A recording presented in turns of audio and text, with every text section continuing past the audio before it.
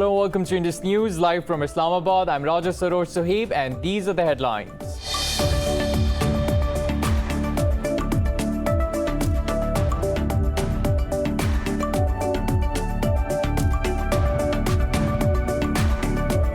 President Joe Biden has called for national unity as the U.S. marks the 20th anniversary of the 9/11 terrorist attacks that killed nearly 3,000 people. In a video message, Biden acknowledged resentment and violence against Muslim Americans, calling them true followers of a peaceful religion.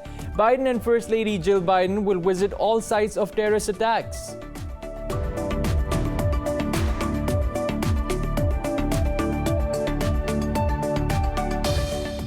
Israeli fighter jets have launched air raids on the Gaza Strip, violating the May ceasefire with Hamas yet again. In a tweet, Israeli army said it struck targets belonging to Hamas in response to alleged rocket attack from the Strip.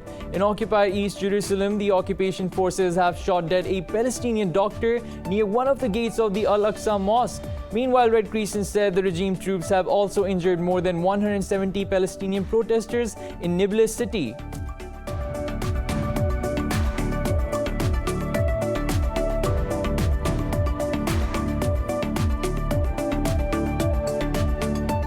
In Myanmar, at least 20 villagers have been killed in the country's deadliest fighting between government troops and resistance forces since July.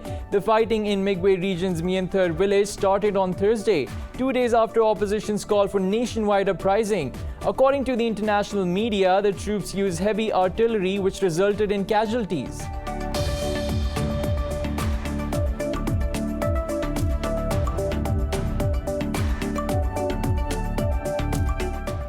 Russia has reported almost 800 deaths from COVID-19 and nearly 19,000 more cases overnight. Pakistan has registered 82 new deaths and over 3,400 infections in the last 24 hours. Globally, the COVID-19 death toll has reached over 4.6 million, infecting over 223 million people so far.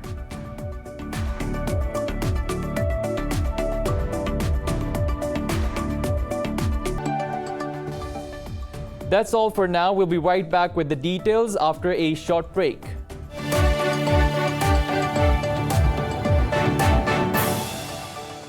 Welcome back. Today marks the 20th anniversary of 9/11 terrorist attacks that killed nearly 3,000 people and injured countless more. U.S. President Joe Biden honored the memories of those killed and injured in the attacks while calling for national unity. More in this report. Thousands of people will gather in the capital, Washington, D.C. and other major cities to remember the fallen in the terrorist attacks of September 11. In New York City, a ceremony will take place at the 9/11 Memorial, where mourners will read victims' names. Meanwhile, President Joe Biden and First Lady Jill Biden will visit all the attack sites to lead commemorative services. In a video message, Biden paid tribute to the victims as well as those who risked or gave their lives during the subsequent rescue missions. To the families of the 2,977 people from more than 90 nations killed on September 11th, 2001 in New York City, Arlington, Virginia, and Shanksville, Pennsylvania, and the 1,000 more who were injured. America and the world commemorate you and your loved ones, the pieces of your soul. We honor all those who risked and gave their lives in the minutes, hours, months, and years afterwards. Despite the various conspiracies and doubts surrounding the origin of 9/11 attacks, the biggest outcome of the incident was a severe wave of Islamophobia, especially in the Western countries. In the name of counterterrorism, the U.S. launched multiple military campaigns over the past 2 decades in some 80 countries. In the video message, Biden also acknowledged resentment and violence against Muslim Americans, calling them true followers of a peaceful religion. Yet we also witness the darker forces of human nature. Fear and anger, resentment and violence against Muslim Americans, true and faithful followers of a peaceful religion. We saw national unity bend. We learned that unity is the one thing that must never break. Unity is what makes us who we are, America at its best. To me, that's the central lesson of September 11th. It's that at our most vulnerable, in the push and pull of all that makes us human, in the battle for the soul of America, unity is our greatest strength. A recent survey suggests that the world is not safer than 20 years ago, regardless of the US efforts to fight terrorism. Many participants of the poll were of the view that a large number of the current terrorist organizations and extremist ideologies are evident of the fact. The world is still very insecure, and despite the loss of hundreds and thousands of lives and trillions of dollars in the war on terror. For more on this, we're joined by James Dorsey, political analyst from Singapore. Dorsey, thank you for your time. After the September 11 attacks, the US began not only the wars in Afghanistan and Iraq, but also a so-called global war on terror. It also controls about 750 bases in at least 80 countries worldwide. With US wars, do you see the world safer than in year 2001? Well, I think that we're dealing with a whole in many ways with some of the same threats, but also a whole bunch of new threats, whether that's climate change, for example. I think in terms of the legacy of 2001, 9/11 accelerated things, or as far less than that it fundamentally changed things. So it accelerated the militarization of US foreign policy, which was already starting, in a sense, with the United States after the fall of the collapse of the Soviet Union, being the sole superpower in the world and acting as such. What I think much of the discussion has not addressed is the fact that far more than the militarization of foreign policy is probably the legacy of Osama bin Laden when it comes to undermining the cohesiveness, or contributing to the undermining of the cohesiveness of societies across the world, whether we're talking about the West with the rise of populism, nationalism, Islamophobia, anti-Semitism, other forms of racism, whether we're talking about Hindutva in India, or for that matter, the cultural genocide against Uyghurs in China. And that probably is the most fundamental legacy that bin Laden, and what makes him most probably one of the most important figures in the 21st century, even though we're just at the beginning of that century. All right, James, now what do you think the US has learned from the terrorist attack on Twin Towers and the Pentagon? I think we're about to find out, if you wish. What you're seeing at the moment is a significant foreign policy debate among what's called the blob, the foreign policy community in Washington, with new institutions arising that, like the Quincy Institute, that advocate a very different approach to foreign policy, one that, in a sense, President Joe Biden seems to be endorsing when you look at what is emerging as the Biden doctrine, if you wish. But that debate has yet to be concluded, and it has to be put to the test. So I think it's too early to draw conclusions what lessons are being learned. But the fact that there is a debate, and that debate is particularly accentuated by the way the Afghan war ended and the US withdrawal, the fact that that debate is taking place is very important. All right. Now, has the U.S. defeated Al-Qaeda war after its longest war in Afghanistan? I think you've got to define defeat. First of all, let's be clear. Political violence has been a fixture of human history from day one. So you can question the sensibility of the war on terror, and it will be a fixture of human history. So the issue with political violence is not ending it; it's containing it, it's preventing it, which really means that you're talking about looking at what drives people towards political violence and addressing those issues. When it comes to Al-Qaeda, Al-Qaeda essentially has a different strategy, and that is where you see the difference between Al-Qaeda on the one hand and the Islamic State on the other. In many ways, the Islamic State has the strategy that Al Qaeda had in the days of the of 9/11, and before that, the attack on the USS Cole, the U.S. Navy ship, and the U.S. embassies in Africa, in Kenya and in Tanzania. So, with other words, cross-border targeting the far away from where you are, U.S. targets, or the kind of attacks that we saw in Europe up until 2017, and for which now you have the trials going on in both Paris and Brussels. And on the other hand, Al Qaeda, which has a much more long-term strategy and is much more today about building grassroots, building community, winning trust through good governance, and then moving to a phase where it employs political violence on a grander scale again. Right. So what do you think, how should America celebrate this anniversary of 9/11 attacks after its withdrawal from Afghanistan? Look, I think that it's obviously correct for the United States to honor the memories of those who were killed, the victims of 9/11. And it's fair to honor the sacrifices that the U.S. military, for good or for bad, it was politicians that took decisions, not the military, but the military paid the price certainly in terms of blood, but also in terms of treasure. And I think that's something one should honor, whether or not one agrees with the strategy. And I think, the debate that I was mentioning earlier that's taking place about U.S. foreign policy is another way of honoring 9/11 and looking at Afghanistan and obviously Iraq.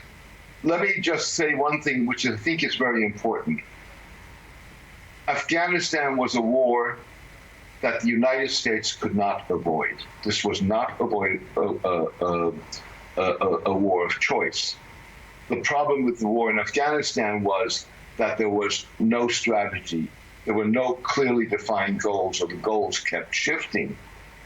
And there was no thinking through of what intervention in Afghanistan would mean and what that would really require of the United States. Iraq was a war of choice, and it was the wrong choice by definition. That's not to say that Afghanistan was the right choice. I just think the United States had no choice. Right. James Dorsey, thank you for talking to Indus News.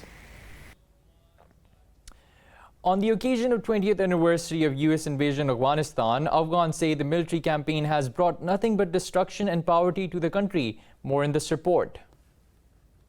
The global war on terror declared after 9/11 attacks led to the killing of an estimated 66,000 Afghan troops. Meanwhile, the brutal military campaigns forced over 2.7 million people to leave their homes in the past 20 years. Talking about the legacy of the U.S. occupation, many Afghan locals said the U.S. has hardly done anything constructive over the last 20 years. The U.S. came to our country 20 years ago. I think their original purpose was not to bring peace and stability, but for economic benefits in a very short time. The US has some projects on Asia, especially Central Asia, so they came to Afghanistan. These projects are only for their own benefit, instead of the welfare of the Afghan people. The Brown University's Cost of War project says the U.S. has spent $290 million per day for more than 20 years of their war on terror. U.S. dollars also created the 9/11 millionaires, a tiny class of young ultra-wealthy Afghans who made fortunes working as contractors for the foreign armies. Over time, U.S. government contracts became the fuel for a system of mass corruption that engulfed the country and eventually doomed its fragile democracy. Many Afghans believe that the experience of Afghanistan shows that democracy is only a cover for the U.S. invasion to other countries, while it actually does nothing to prevent it. They say what the U.S. really pursues is its own interests with zero regard for the invaded nation. Wherever they go, the US will destroy the country and the resources there. They may spend millions of dollars to help Afghanistan, but the resources they got from Afghanistan are worth billions of dollars as well. The hundreds of billions of dollars that the US spent on Afghan soil can still be seen across Afghanistan, perverse more than for better. Abandoned air bases, half-finished construction projects, and tens of thousands of untraceable guns litter the countryside. A video analysis shows that the US may have targeted an aid worker rather than ISIS fighters in the final strike in Afghanistan.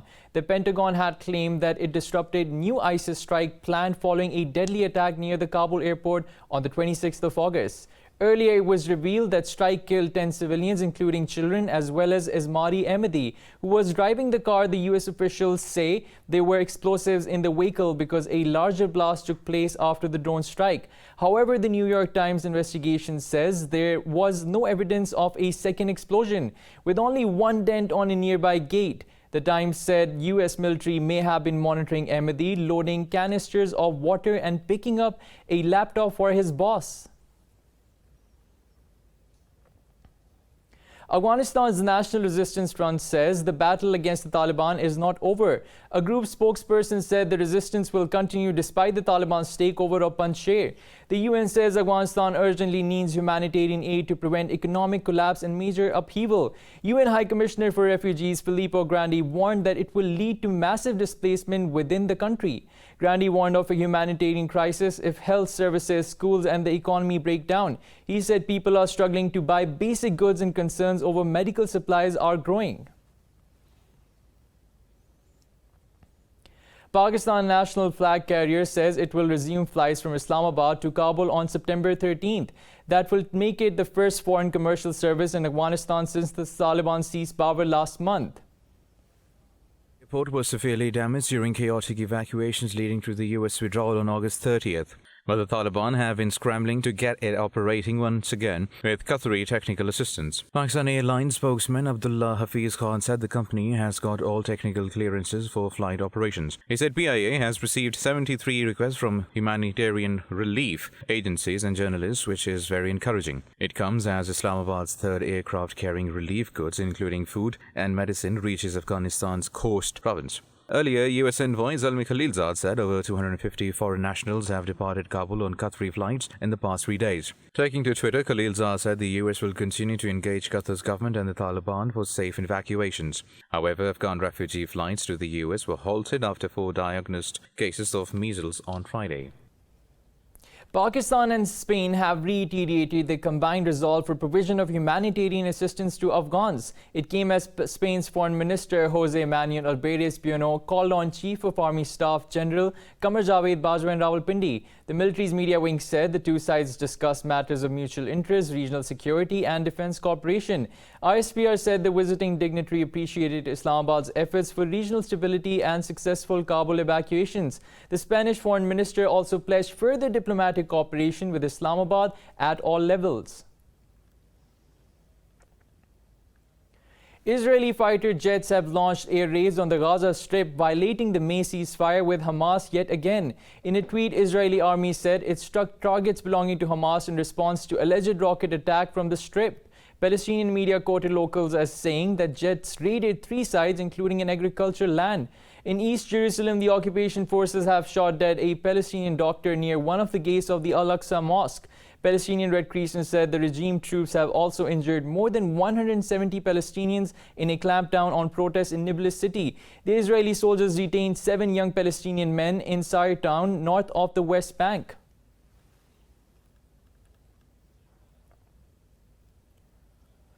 In Myanmar, at least 20 villagers have been killed in the country's deadliest fighting between government troops and resistance forces since July. The fighting in Migwe region's Myanthar village started on Thursday, 2 days after opposition's call for nationwide uprising. According to the international media, the troops used heavy artillery, which resulted in casualties. The troops went to rescue the area in Myanthar and 5 other nearby villages, but the militias fired warning shots and clashed with the forces. Local media said a military spokesperson confirmed the fighting. It also reported the killings of 3 soldiers in People's Defense Forces attack on Yangon on Thursday.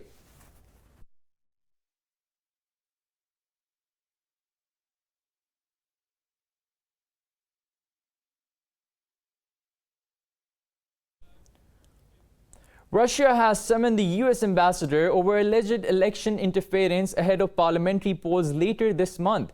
The Russian Foreign Ministry said Moscow has undeniable proof that the U.S.-based tech giants violated Russian laws. In a statement, the ministry said Ambassador John Sullivan held a meeting with Russia's Deputy Foreign Minister Sergei Ryabkov. It said interference in Russia's internal affairs is absolutely unacceptable. There was no immediate comment by the U.S. Embassy in Russia or the State Department.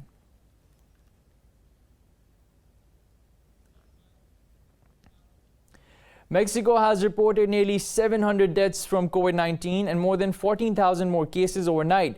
Globally, the COVID-19 death toll has reached over 4.6 million, infecting over 223 million people so far. More in this report. The Indian Delta variant has brought about new waves of COVID-19 across the world, worsening the situation with increasing infections and deaths. In the US, a Florida appeals court ruled in favor of governor, effectively reinstating his ban on mask mandates in the state's public schools. The White House says President Joe Biden wants the relevant authorities to have all the needed resources to enforce the employer vaccine mandate. This comes after Biden said he's disappointed with Republicans who pushed back his plan to require most federal employees to get vaccinated. The Centers for Disease Control says unvaccinated people are over 4 times more likely to contract COVID-19 and 11 times more likely to die from it. In this study, over 600,000 COVID-19 cases from April through mid-July were evaluated and linked to vaccination status. Looking at cases over the past 2 months when the Delta variant was the predominant variant circulating in this country, those who were unvaccinated were about 4.5 times more likely to get COVID-19, over 10 times more likely to be hospitalized, and 11 times more likely to die from the disease. Greece introduced steps to crack down on fake vaccination certificates after a vaccination center worker provided over 40 people with false papers. Meanwhile, France's former health minister has been charged over her handling of COVID-19. The virus is coming. It was in China. You saw a young Chinese doctor's death. Everyone there was wearing masks. But in France, in early 2020, especially Madam Health Minister, the PM, and other health authorities told us that masks are useless. We as medical workers with a pandemic that could be transmitted by mouth were told that no, don't wear masks. They're useless. And so as a medical worker with 2 colleagues, we filed a complaint. Australia's Queensland state said it may order snap lockdown after new cluster of cases as the country logged record cases. Meanwhile, campaigners urged Australia to release detained asylum seekers after a COVID-19 case was confirmed at a facility in Melbourne. In New Zealand, cases are rising again, denting optimism that the country was on course to eradicate the virus once more. Meanwhile, Pakistan has reported 80 more deaths from COVID-19 in the past 24 hours. The health ministry says the death toll has reached 26,562. It said over 3,400 people contracted the virus overnight. So far, coronavirus has infected more than 1.2 million people in the country, while more than 1 million have recovered. Health officials say over 91,000 cases are still active, of which over 5,300 are critical.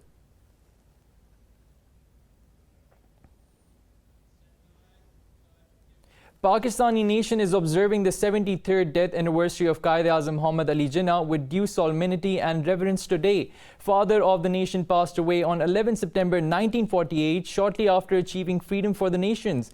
Prayers are being held at Quaid-E-Azam's mausoleum in Karachi. People from different walks of life will lay floral wreath on his grave. On the occasion, Security Advisor Moeed Yusuf said Pakistan is committed to Qaid's vision of ensuring safety and well-being of the poor. Taking to Twitter, Yusuf said Pakistanis should look at their eastern neighbor to realize the value of an independent homeland.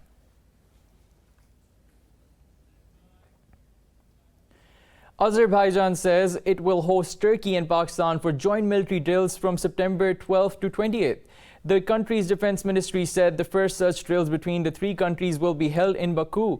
It said Three Brothers 2021 exercises aim to improve cooperation and share experience between the forces. Earlier this year, Turkey and Azerbaijan held joint live fire drills in Baku.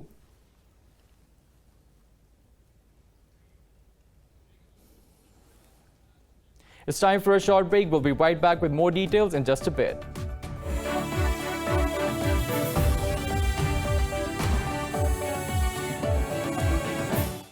Welcome back. Australia and India have begun their high-level 2+2 ministerial dialogue to strengthen bilateral ties.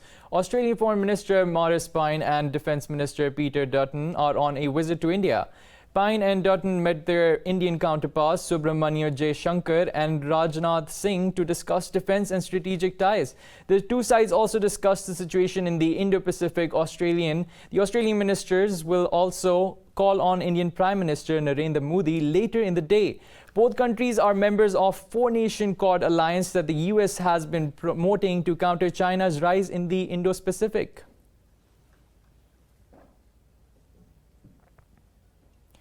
The world has welcomed the announcement of a new government in Lebanon after a vacuum of over 13 months. UN Chief Antonio Guterres urged the new cabinet to implement tangible reform agenda to address the needs of Lebanese people. The US State Department spokesperson said new admin under Najib Mikati's leadership offers hope that dire needs of Lebanese people will be addressed. Ned Price urged a quick approval by the parliament so that new government can get to work to address deteriorating economic situation.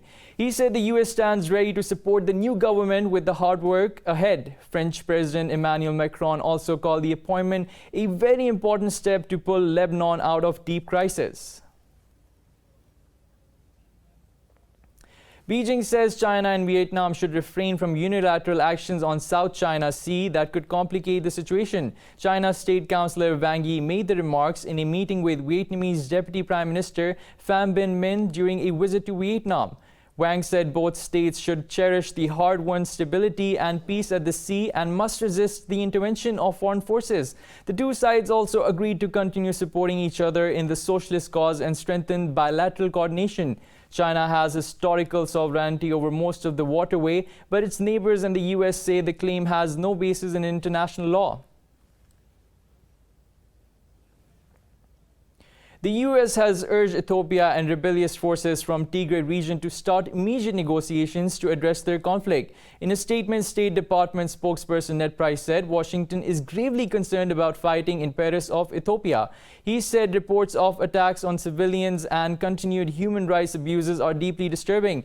Price called on conflict parties to respect human rights and comply with their obligations under international humanitarian law. This comes days after Tigray forces reportedly killed 120 civilians over 2 days in a village in Amhara region. Thousands of people have been killed and over 2 million have fled as the fighting spread in July from Tigray into the neighboring regions. At least 2 people have died after a tornado swept through an Italian island of Pantelleria. Authorities say 9 others were injured in the incident, 4 of which were critical. Local media said on-off-duty firefighter and a 86-year-old man were among the dead. It reported that the tornado ripped down a coastal road, overturned cars, ripped off roofs, and knocked owned trees. Emergency workers are planning to transfer the wounded to hospitals in Palermo once weather conditions improve.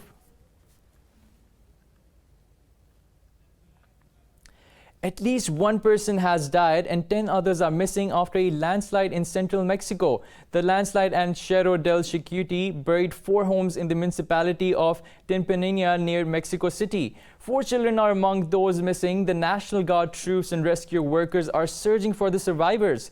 Authorities had evacuated about 90 surrounding homes as a precaution and asked people to avoid the area. Authorities believe recent heavy rainfall and an earthquake caused the landslide.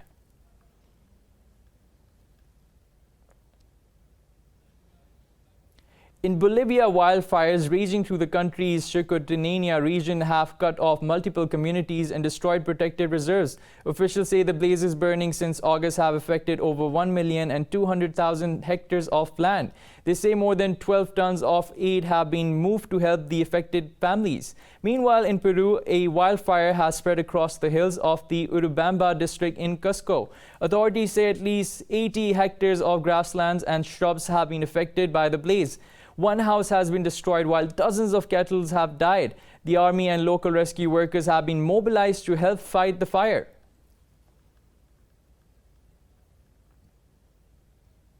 In Brazil, indigenous women led a march in the capital Brasilia to oppose attempts to strip back indigenous land rights. The protest comes amid pending Supreme Court decision on native land claims that could worsen onslaught of aggressive mining. The country's top court is considering a position adopted by the Brazilian government since 2016. The stance claims that indigenous land can only be recognized if tribes were living there when the constitution was ratified in 1988. The ruling will affect 230 pending land claims, many of which offer a bulwark against deforestation in the Amazon. In Bolivia, an unlikely friendship between a callman and local man has gone viral. A tour guide, Gil, has struck up an unlikely bond with the reptile. He even shakes his tail and pats the callman on its head after feeding. He says that alligator is around only in the dry season, when the river is very low. At 4 meters long, Gil admits that getting up close and personal with the reptile does still make him nervous.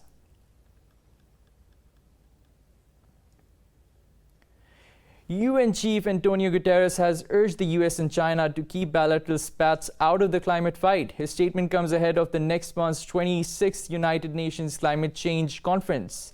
He urged the two biggest economies to make sure that conference becomes a success. Guterres stressed the need for fight against climate change is a multilateral process and that all nations should individually commit themselves to it. The COP26 meeting is seen as a critical chance to win more country-by-country commitments on achieving net zero carbon emissions by 2050. Earlier, China's President Xi Jinping, in a phone call with the US counterpart Joe Biden, urged that breakthroughs could still be made on climate change if both sides respect their core concerns.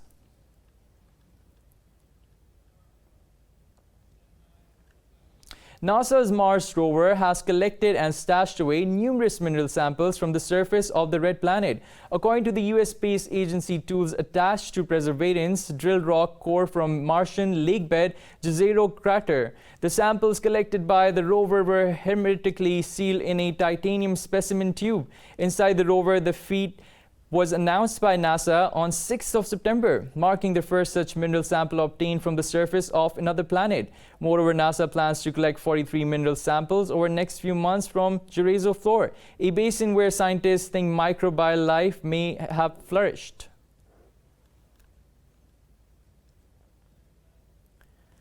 In China, the 2021 World Robot Conference has kicked off in Beijing, featuring robots in the service sector and other fun droids. More in this report. The conference invited more than 300 top scientists from China and abroad and displayed more than 500 products from over 110 companies. Among the robots is a dog-shaped robot that can replace humans to complete some tasks in complex and dangerous scenarios. Its biggest advantage is that it can replace humans to complete some tasks in complex and dangerous scenarios. For example, it can adapt to terrains such as stairs, slopes, gravel roads, and grass. In our daily life, we can replace people to do some equipment safety inspection work in some power plants and substations in a high voltage environment. Another nursing robot for the country's increasing aging population can take people to the toilet, bathtub, and back to bed. Its owners, Liu Dongguang, sees China as the biggest market for nursing robots as it has a large number of elderly people and an aging society. The wheelchair can automatically take you to the bathroom and then automatically send you to the bathtub to take bath and return you to the bed after the shower. If you want to go to the toilet, you can say a word and it can automatically send you to the toilet. China had 264 million citizens aged 60 and older in 2020, a number set to increase rapidly just as the working population shrinks. The World Robot Conference will close on 13th of this month. Love and romance were the dreamy threads that bound together Michelle Kors Spring-Summer 2022 collection at the New York Fashion Week. More about this Fashion Week in this report. Designer Michael Kors took over New York City's landmark Tavern on the Green, his first live runway show since the pandemic began. Although COVID-19 protocols restricted his guest list, Kors said it gave those in attendance an intimate experience. The brand required all guests to be double vaccinated. However, staff, crews and press were subjected to on-site testing before being admitted into the venue. Interestingly, Kors loved to see people able to experience live fashion made his show thrilling. To be able to put on a live show to me is thrilling. I love live theater. I love people to be able to experience live fashion. We have a live performance today, but lots and lots of checking boxes and being so unbelievably strict with the protocols. A season course designed to look at romance through a streamlined and urban lens. The created collection helps people to celebrate those moments that many have been craving since pandemic started. Actress Kate Hudson, who also attended the show, was thrilled to see performances after many months. I'm so excited. And I got to see Michael yesterday, and I'm just like, it's nice, you know, and it's nice and small and intimate, which I think is going to be really lovely. But I haven't done this for a long time, so it feels a little odd and wonderful all at the same time. In the show, models Gigi Hadid and Kendall Jenner paraded through an outdoor garden, while Broadway star Ariana DeBose performed live. Meanwhile, sparkly and shiny fabrics of designer Christian Cowan were on full display. The New York Fashion Week will end on 12th of September, with many cherishing the moments. It's time to have a look at the weather situation around the globe with Munib Hamid.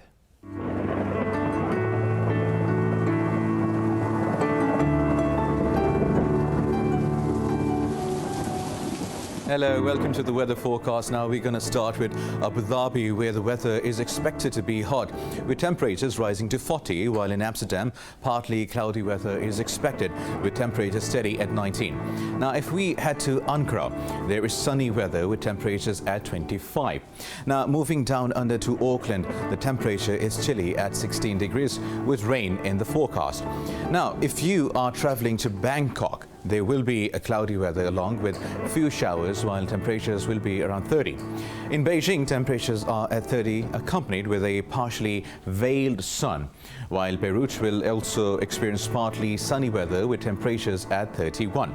Meanwhile, Berliners will experience temperatures at 22, accompanied with thunderstorm. Now, heading to Cairo, the sun will be out with temperatures at 32, and down under in Canberra, the temperatures are at 22 with sunny weather today.